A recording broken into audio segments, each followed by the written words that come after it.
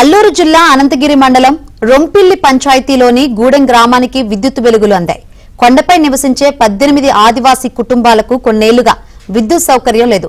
తమకు కనీస సౌకర్యాలు కల్పించాలంటూ గ్రామస్తులు ఇటీవల కాగడాలతో ఆందోళన నిర్వహించారు. దీనిపై స్పందించిన జిల్లా విద్యుత్ సూపరింటెండెంట్ ఇంజనీర్ నెల రోజుల్లో విద్యుత్ సౌకర్యం కల్పిస్తామని హామీ ఇచ్చారు.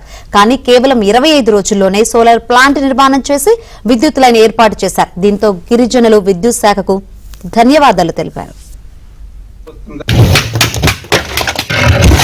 మా పవన్పల్లి కళ్యాణ్ గారికి ధన్యవాదాలు చెప్పుకుంటూ మాకు మంచి మరి నేటికి స్వతంత్రం వచ్చి 78 సంవత్సరాలైంది. గూడెం గ్రామం ఎప్పుడో నుంచి కూడా చీకట్లు ఉండేరు. ఎన్నోసార్లు ఆందోళన చేసాము.